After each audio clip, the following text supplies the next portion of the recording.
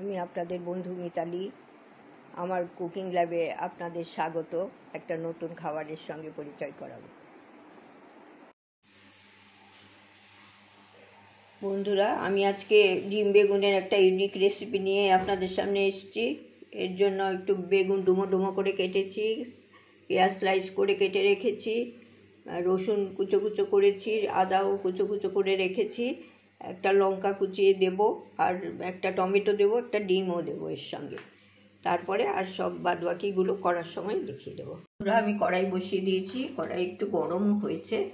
আমি এতে সর্ষের তেল দিয়ে দিচ্ছি। একটু বেগুনে তেল লাগে, যাই হোক সর্ষের তেল এই যে দিয়ে দিলাম। এই তেলটা এলে আমি বাকি মশলাগুলো দিতে থাকবো।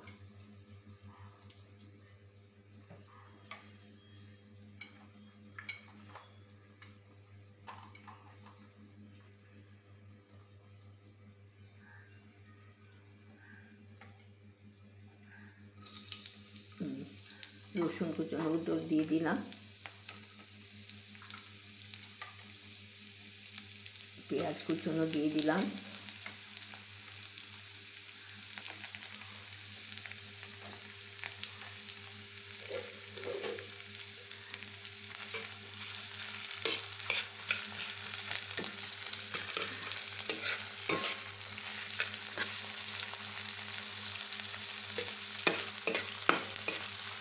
আদা কুচোনো দিতে,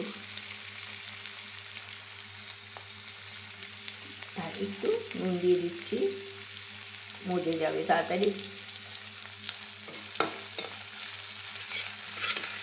পেঁয়াজটা নরম হয়ে আসবে।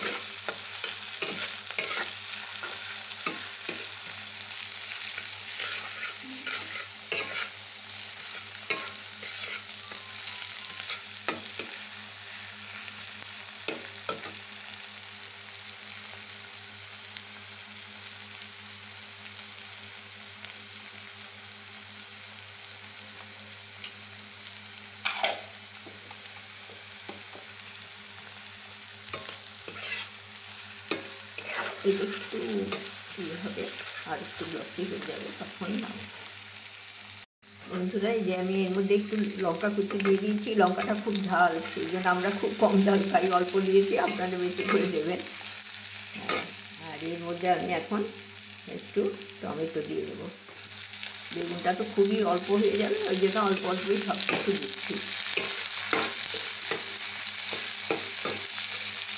আর একটু হলুদ, সামান্য হলুদ, আর নয়, আর কিছু দিচ্ছি না আমি এর মধ্যে, কোনো মশলা দিচ্ছি না। কিন্তু এই যে ইয়েটা খেতে এত ভালো লাগে না, আমার মেয়েও খুব পছন্দ করে, এটা সবাই পছন্দ করে, যাদের আমি খাইয়েছি প্রথম থেকেই খুব পছন্দ করেছে সবাই। যারা বেগুন খেতে চান না, এইভাবে খেলে মানে খুব ভালো লাগে।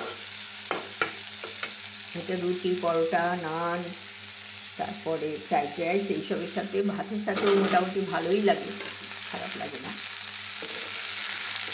এবার আমি এইটা দিয়ে দিলাম।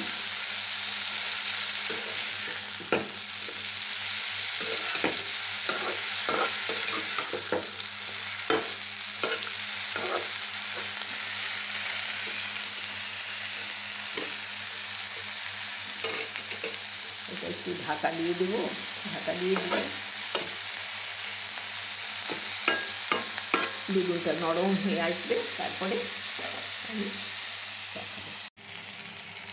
বন্ধুরা এই যে এটা অনেক গলে গেছে, এখন এটা মজে গেছে অনেকটাই, এখন একটু ঢেকে দিচ্ছি। এই যে নরম হয়ে গেছে ঢাকা দেওয়াতে, সিমে ঢাকা দিয়ে রেখে দিয়েছিলাম।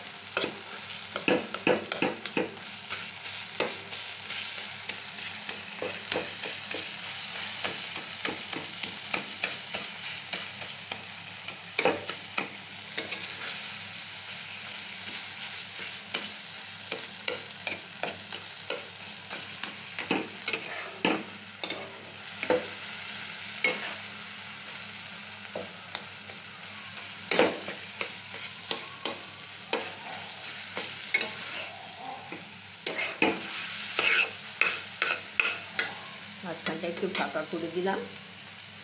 আর এখানে আমি এই ডিম একটা ফেটিয়ে রেখেছি, এই যে আপনাদের দেখিয়েছিলাম ডিম, সেইটা ঢেলে দিলাম।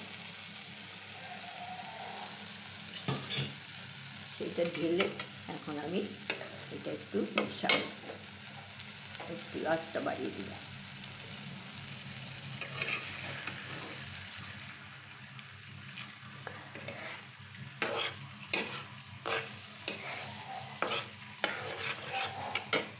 এটা খুব টেস্টি হয়, খুব ভালো।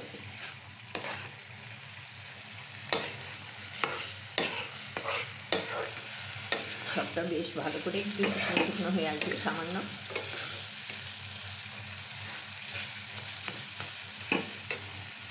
আমি একটু শাহি গরম মশলাও দিয়ে দিলাম, এটা বেশ ভালো লাগে খেতে। আর 1 চামচ ঘি দিয়ে দিলাম, 1 চামচ ঘি দিয়ে দিলাম। আপনারা ইচ্ছে করে ঘি নাও দিতে পারেন, অসুবিধে নেই কিছু, কিন্তু আমার বেশ ভালোই লাগে।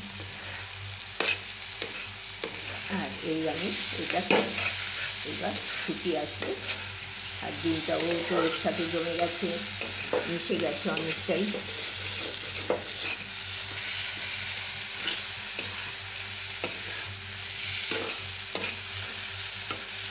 এটা খুবই ভালো লাগে, আপনারা একবার করবেন, করে দেখবেন, আমাকে জানাবেন একটু, আমার তাহলে খুব ভালো লাগবে। এটা হয়ে গেছে, এরপরে আমি সার্ভ করব। বন্ধুরা, আমি এই ডিম বেগুনের ইউনিক রেসিপিটা আপনাদের সামনে নিয়ে এসেছি পরিবেশন করার জন্য। আশা করি এটা করে খাবেন, ভালো লাগবে, জানাবেন কীরকম লাগলো। আপনারা আমার এই ভিডিওটা সম্পূর্ণ দেখার জন্য ধন্যবাদ জানাচ্ছি সবাইকে। ভালো থাকবেন।